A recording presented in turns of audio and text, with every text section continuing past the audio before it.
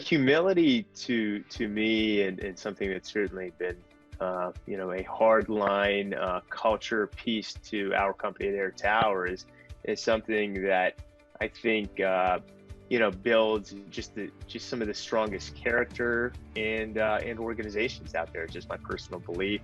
And when I look at just more of the term humility and how how I just kind of define it, I think it just boils down to just being incredible and doing amazing things, and while doing it and after doing it, just keeping your head down and keep on keeping on with it. And many great things form around that and around you, I think, when you have that attitude that you carry through. Welcome to Grow Think Tank. This is the one and only place where you will get insight from the founders and the CEOs of the fastest growing privately held companies. I am the host. My name is Gene Hammett. I help leaders and their teams navigate the defining moments of their growth. Are you ready to grow? Today we talk about ego. Have you ever thought about how your ego gets in the way of your own leadership? It's a very difficult conversation because people don't think about their ego as much, because ego is something that plays in the subconscious. So let's take it up a level where we talk about humility. Humility and leadership go hand in hand. You probably know this, but I want to talk about it from a new perspective today. Today, our guest is Manny Dureja. He's the founder of Airtower. They create amazing services in the 5G world, and we're about to see that happening everywhere, right? Well, this company has been growing fast because he understands what humility and leadership have to do with growing a company. When you think about your humility, your ego, and all the things that can get in the way, you've got to make sure you stay grounded. Today, we look at some of the different ways that Manny stays grounded, ways you can do that yourself. And we share little stories along the journey. Some of those are mistakes. Some of those things will make you laugh. Some of those things will probably make you go, yep, I've been there. So I want to pause for a second here. Make sure that if you haven't already signed up for the 12 principles, I've been looking and analyzing the 12 principles of fast growth companies. Just go to genehammett.com/principles. It'll forward you right into an absolutely free resource of us analyzing the 12 principles of fast growth companies. You guessed it. You can get it for absolutely free, genehammett.com/principles. And all you have to do is go do it now. Here's the interview with Manny. Before we dive into the interview, I wanted to remind you that you can actually get a tool that I've been working with clients with for the last couple of years. I've refined this tool that's gone through several iterations. Now we have it completely automated. You can actually go online and fill out the leadership quiz. To get the leadership quiz, just go to theleadershipquiz.com. That's pretty easy, right? Theleadershipquiz.com. What you will get when you do that is you will answer a few questions. You will see where you rate based on the core principles of fast growth companies. If you're ready to grow your company or you want to see where you are, then make sure you go to theleadershipquiz.com. Inside it, you will get insight to where you are, understand where you want to improve, and you will get them mapped into the 10 areas that are most specific to fast growth companies. Again, go to theleadershipquiz.com and you can get that right now. Hey, Manny, how are you? Great. How you doing, Gene? Fantastic. Well, we're going to have a great interview here for the podcast. I would love to kick this off with, tell us about Airtower. Great. No, thanks for having us, and thank you. Yeah, Airtower is a business focused in the 5G era, 5G space of telecom.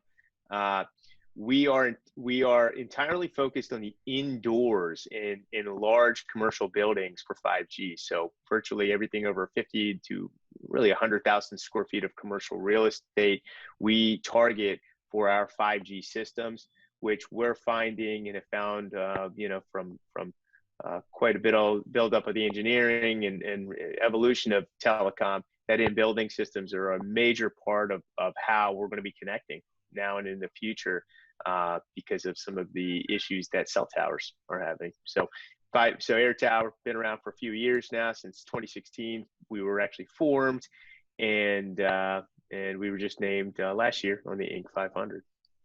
Well, that's one reason why we have you here, because at the podcast, we focus on companies that are growing really fast, much like yours. And what are the core leadership or culture principles that drive that growth? I know you've worked with my team to figure out what it is, we've kind of centered on humility as one of the central features of your business. Tell us about what humility is to you. Humility to me, and something that's certainly been a hard line culture piece to our company at Airtower is something that I think builds just some of the strongest character and organizations out there. It's just my personal belief, and when I look at just more of the term humility and how how I just kind of define it, I think it just boils down to just being incredible and doing amazing things, and while doing it and after doing it, just keeping your head down and keep on keeping on with it, and many great things form around that and around you, I think, when you have that attitude that you carry through. Well, I know it's important for leadership not to, quote unquote, get a big head. Has there ever been a moment where you've kind of maybe let your ego get more of who you are as a leader? Yeah. I mean, certainly, right? Why not? Right? Why not? And you try to, and you regret it afterwards, like, I shouldn't have said that, or shouldn't have acted like that in the response, or during that conversation. Sometimes not just with business people, but even with friends, that I kind of hit myself over the head. I actually kind of beat myself over the head more probably with when I'm that way with friends, joking around, of course. But I mean, I think it can definitely get the best of us and all of us. And when you have that attitude of just the humility check and staying humble, I think it just has you, continue to circle back on that, when you do, and make sure you try to correct it in the future. Right. Is there anything that you do personally as a leader to make sure that you're more grounded, or not letting that ego run away with you?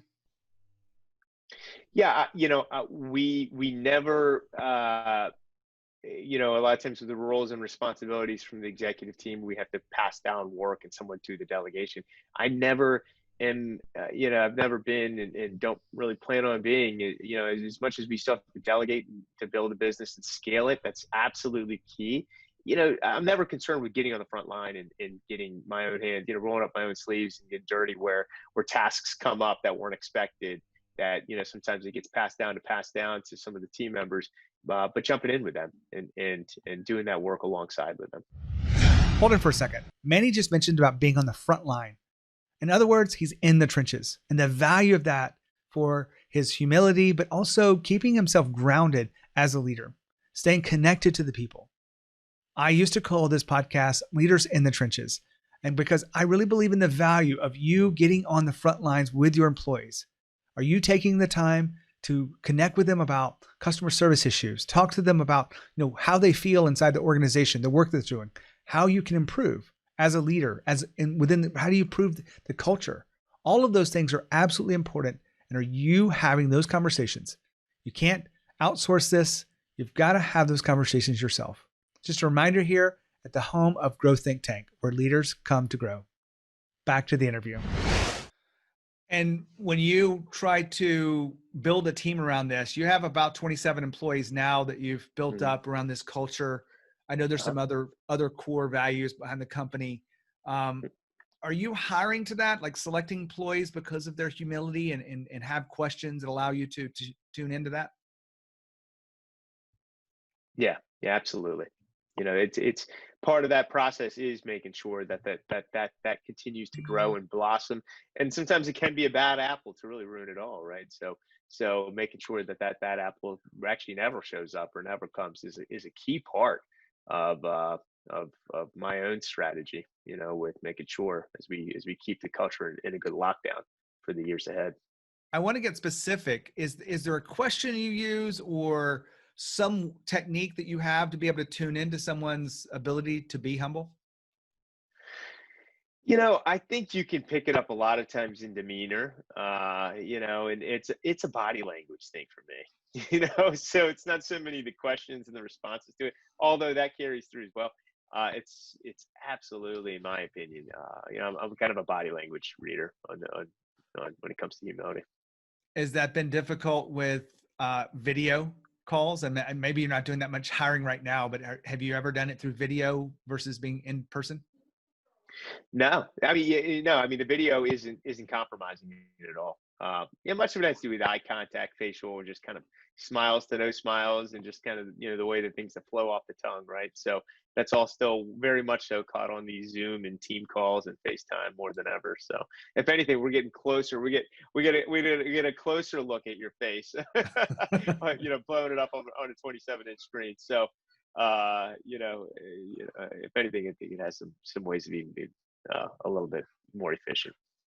I know that as you're building a team out, one of the rules that or one of the challenges we all have as leaders is how do we impart these across the company, ensure that we stay aligned with it. So you're building a leadership team right now. How do you make sure that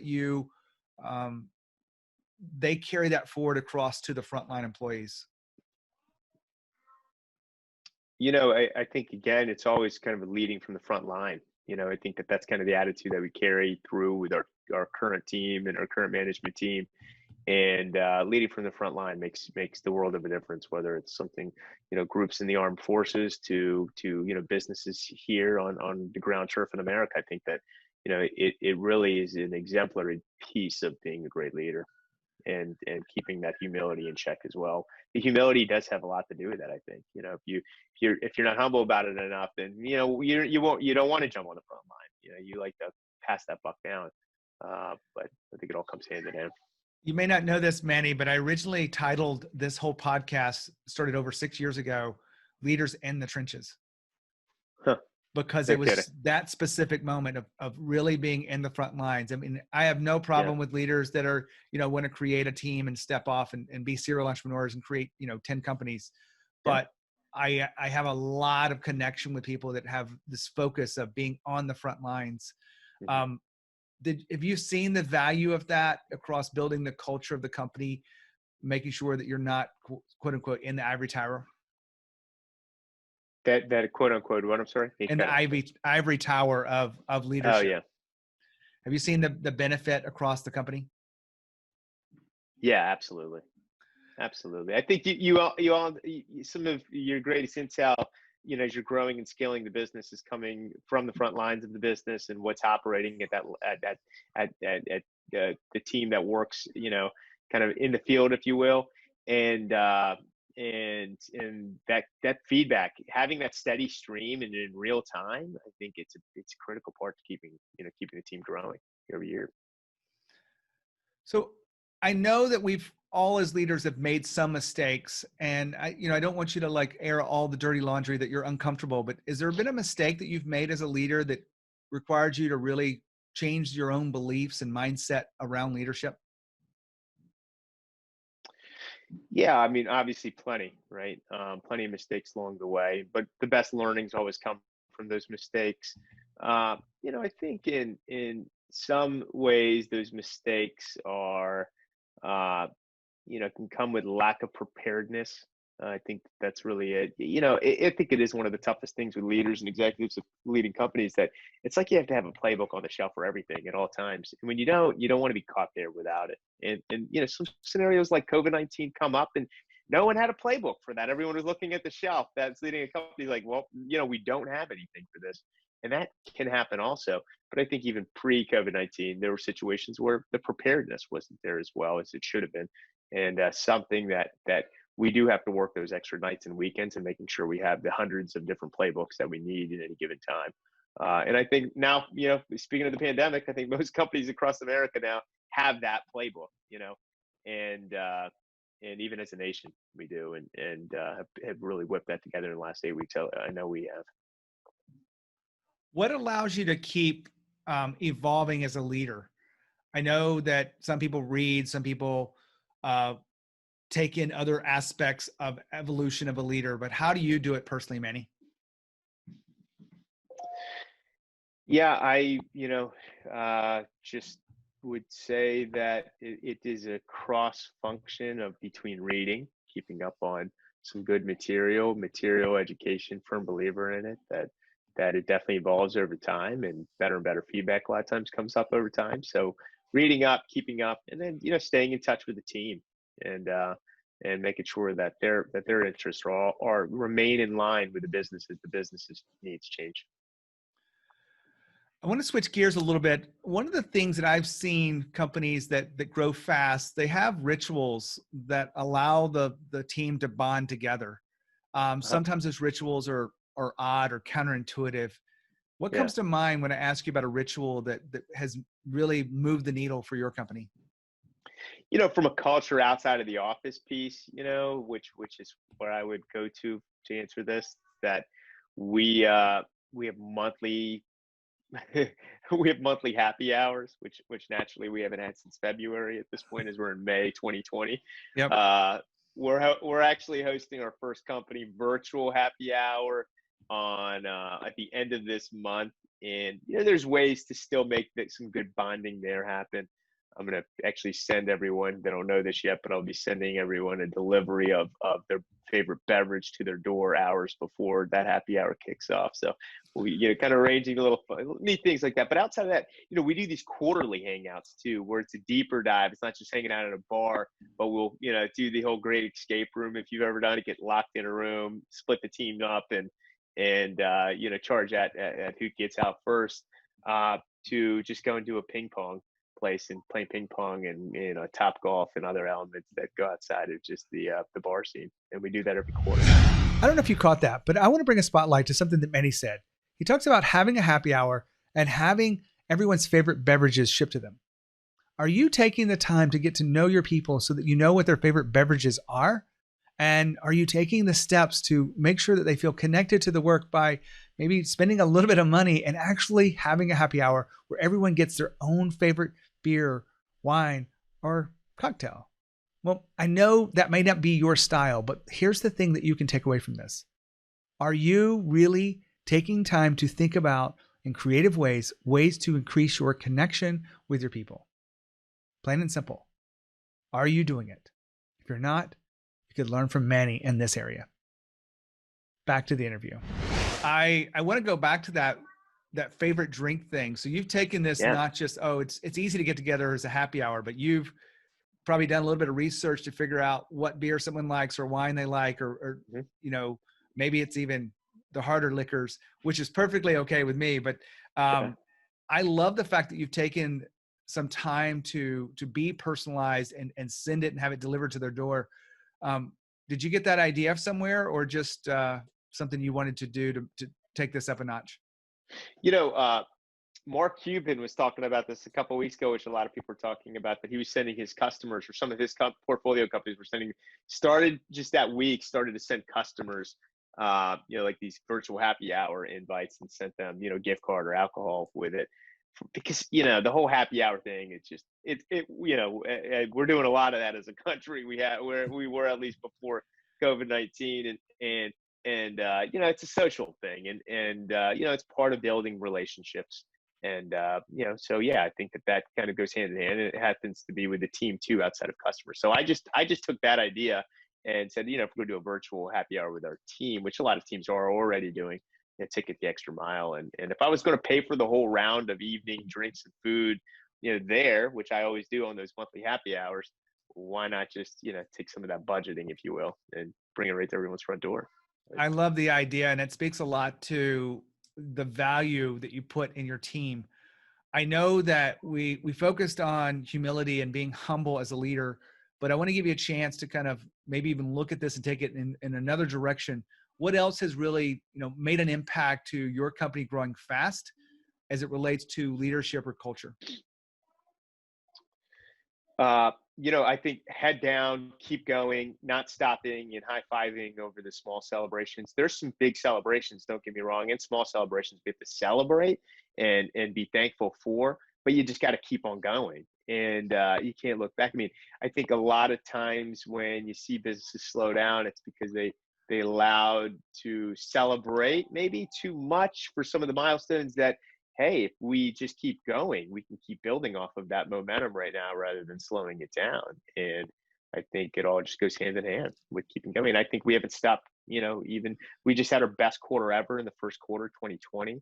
we closed the month of April weird in this environment with not just her best April in the company's history, but her best month in the company's history.